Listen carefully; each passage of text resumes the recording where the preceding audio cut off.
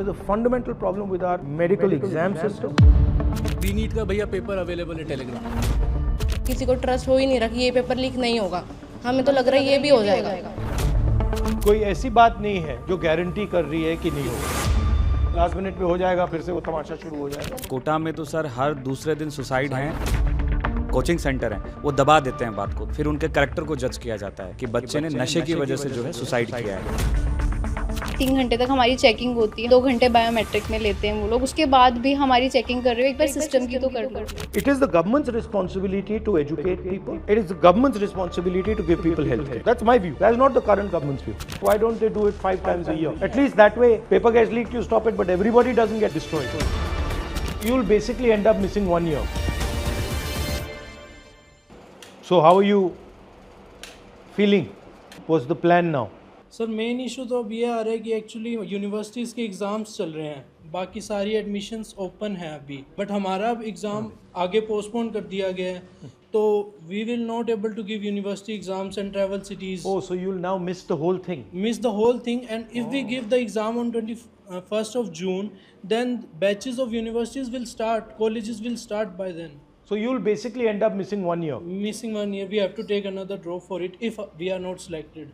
Sir मैंने 12th के बाद फर्स्ट अटैम्प्ट दिया था, बट उस टाइम पे भी पेपर बहुत हार्ड आया था और बिल्कुल नॉर्मलाइजेशन नहीं था। बट अब मेरा ट्रस्ट ही नहीं है बिल्कुल कंडक्टिंग बॉडी पे कि मैं दोबारा एग्ज़ाम दूँ। तो अब कैसे मेरे को ट्रस्ट दिलाओगे कि मेरे को वापस अपने सपने देखने चाहिए? कंडक्टिंग बॉडी है वो खुद ऐसे अपना एक्सेप्ट तो नहीं कर रही है डायरेक्टली कि उन्होंने पेपर लीक करवाया, बट सर लीक हुआ कैसे एग्जैक्टली? सर एग्जैक्टली तो कंडक्टिंग बॉडी के थ्रू ही कोई मेंबर था, उसके थ्रू पेपर गया, फिर वो इंडिया में पुणे के थ्रू जैसा हमें पता चला है वो शिखर में पहुंचा। वहाँ पर वो बहुत इजीली वेरी चीप कॉस्ट पे सर 20,000 सिर्फ 20,000 में वो पेपर बच्चों को बेचा गया। उसके बाद वहाँ से बहुत ज़्यादा, और ये कैसे व्हाट्सएप से व्हाट्सएप ग्रुप से, हाँ ऑनलाइन। और सर जैसे रीनीट का पेपर भी लीक हो रहा है, वो ऑलरेडी न्यूज़ बन गया, तो उनका कोई ट्रस्ट ही नहीं। बोले रीनीट का भैया पेपर अवेलेबल है टेलीग्राम। सर जब सिस्टम पे इतना सारा फैसिलिटी है, वो सब अपने आप ट्रैक कर सकता है पेपर किधर से कहाँ कैसे लीक हो रहा है। एक नॉर्मल स्टूडेंट पेपर को ट्रेस कर पा रहा है कि वो कहाँ लीक होगा, कैसे मिलेगा, तो सिस्टम क्यों नहीं कर पा रहा है कि हम कैसे पता लगा पाएँ कि किसके थ्रू पेपर लीक हुआ, कैसे हुआ? ट्रस्ट ही ब्रेक हो गया सर। ट्रस्ट ब्रेक हो गया। पूरी लाइफ हमारी डिपेंड करती है उस पर कि हम एक डॉक्टर बन सकते हैं या नहीं बनेंगे, और ये ट्रस्ट ही हमारा ब्रेक हो गया। ना हमारे अंदर से स्ट्रेंथ है हमारे अंदर कि हम दोबारा मेंटली दोबारा प्रिपेयर करें, और ये 1 साल फिर से हम ड्रॉप लेंगे ही, क्योंकि अगर हम नहीं हुए सिलेक्ट तो हमारे पास कुछ नहीं रहेगा। हम हर साइड से हम लेस है, कुछ कर ही नहीं सकते। हम ट्रस्ट ब्रेक हो गया, किसी को ट्रस्ट हो ही नहीं रहा कि ये पेपर लीक नहीं होगा। हमें तो लग रहा है ये भी हो जाएगा। कोई ऐसी बात नहीं है जो गारंटी कर रही है कि नहीं होगा। तो आपको मालूम नहीं होगा या नहीं होगा, लास्ट मिनट पे हो जाएगा, फिर से वो तमाशा शुरू हो जाएगा। सर लास्ट ईयर भी हुआ था, तब इन्होंने सेलेक्टेड जो सेंटर्स थे उन बच्चों का री करा दिया था। इस साल इन्होंने बिल्कुल ही सबका ही पेपर री कर दिया है। तो पास 2 साल से ऐसे चल रहा है, तो हम क्या गारंटी ले कि अगले साल भी नहीं होगा? हमारे लिए तो वो पूरा 1 साल ऐसे जाता ना, मतलब एज अ स्टूडेंट हम तो अपने आप को पूरा आइसोलेट कर लेते हैं ना, एक एग्ज़ाम के लिए हर चीज़ से कट ऑफ कर देते हैं। फैमिली इवेंट्स पे इवन हम लोग कहीं पे भी नहीं जाते, बस एक पेपर देने के लिए कि हमें एग्ज़ाम क्लियर करना है। वो ही जब अगर ऐसे बिक रहा है 25-25 हज़ार में, 20-20 हज़ार में, तो वो तो कोई वैल्यू नहीं है वो। एंड ये भी तो सर कोई छोटा मोटा एग्ज़ाम तो है नहीं, हम डॉक्टर्स बनेंगे। खुद भी सोचो, हम किसी हॉस्पिटल के डॉक्टर के जाते हैं, हम क्या सोच के जाएँ कि ये तो पेपर लीक वाला है, कैसे जाएंगे? अभी जयपुर ग्रामीण में एक फैमिली पकड़ी गई जिसमें पीछे 3 सिलेक्शन थे, पर इस बार वो पकड़े गए। उसके पिताजी ने पेपर खरीदा, उससे पहले 3 बच्चों का वो सिलेक्शन हो चुका था। अगर इस बार पेपर कंडक्ट सही से हो जाता या पेपर लीक नहीं होता तो वो तो डॉक्टर बन के घूम रहे होते। तो ये बड़ा इनका ये है।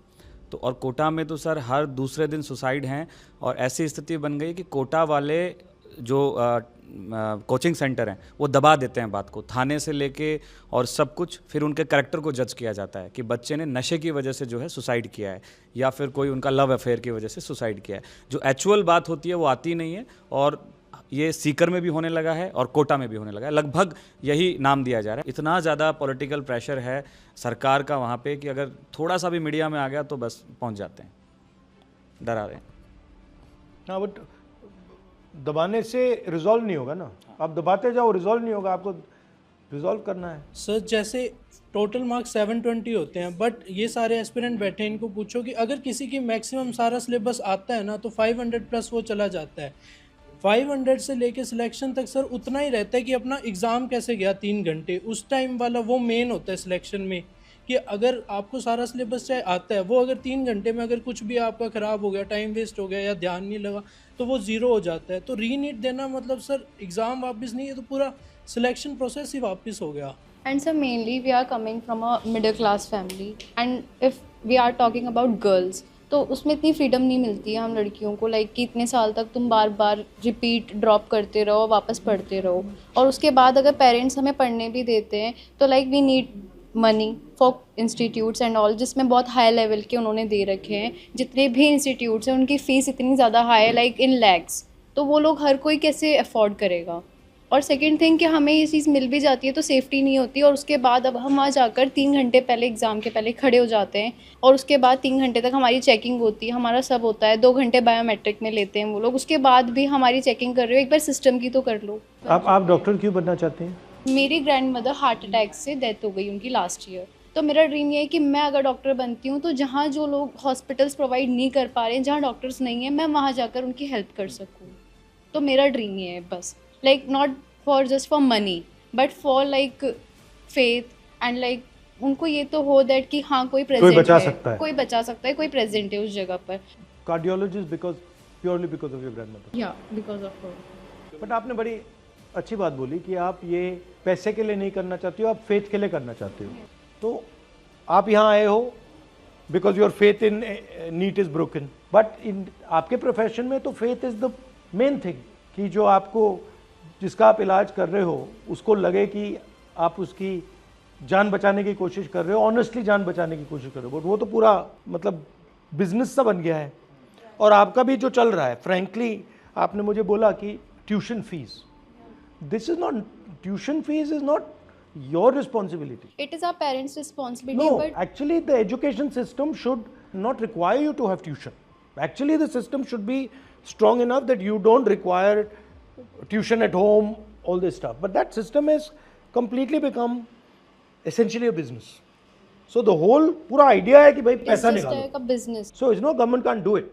It is government has decided that it wants to hand this over to somebody else. This, in my view, it is the government's responsibility to educate people. It is the government's responsibility to give people health care. That's my view. That is not the current government's view. And sir अगर private colleges में लेते हैं तो like it's like everyone can not afford, right. 2.5 CR है 5 साल की वहाँ की फीस, तो इतना तो कौन अफोर्ड कर सकता है? Only the rich people can afford that. Private coaching में सर एक फिक्स्ड प्राइस रहना चाहिए, मतलब वो स्टडीज़ का। जैसे अभी सर एलन वगैरह में बहुत सारे में 140 फीस है, किसी की 130 है, तो मतलब एक फिक्स नहीं है, और ये सबके लिए कोई अफोर्ड कर नहीं सकता। बहुत सी बार बहुत सौ को लोन लेना पड़ता है पढ़ाने के लिए, वो सबसे बड़ा इशू है। There are certain people who are controlling the medical colleges. There are certain people who are controlling the exam system. These guys are friends with each other. There's huge money. This is a method to suck money out of you people. This is not a system to educate you about medicine. This is a system to suck money out of you people. You people, your parents are in the middle class. It is the way to take their money away from them and give you a dream that yes, you will become a doctor. That's the system. The problem is with the system. And the reason is because of what you're saying, that it has become only about money. It is not about caring for people. It is not about compassion. It is not for treating people. Like for example, she's got a very beautiful sentiment. She's saying, and many of you are feeling this, that I don't want to do this just for money. I want to do it because my grandmother died. I don't want other people to suffer. But this sentiment is completely being crushed. There's a fundamental problem with our medical system. There's a fundamental problem with our medical exam system. And it's not going to be fixed by small maneuvers. It's going to be fixed. It's got to be fixed once and for all properly. और ये जो exam है इसको एक ही दिन पे क्यों करते हैं? Why don't they do it 5 times a year or 7 times a year? At least that way paper gets leaked, you stop it, but everybody doesn't get destroyed. Sir 2 बार भी होगा तब भी काम चल जाएगा। जेई होता है, जैसे जेई 2 बार होता है, 6 मंथ के स्पैन में होता है। नीट भी अगर 2 बार हो तो भी चल जाएगा, पर होता ही एक बार है तो वो तो पूरा एक ईयर एक तरीके से खराब ही हो जाता है पूरा। पूरा सेंट्रलाइज कर दिया और फिर एक दिन पे कर रहे हैं, तो अगर डैमेज होगा तो सब मरेंगे।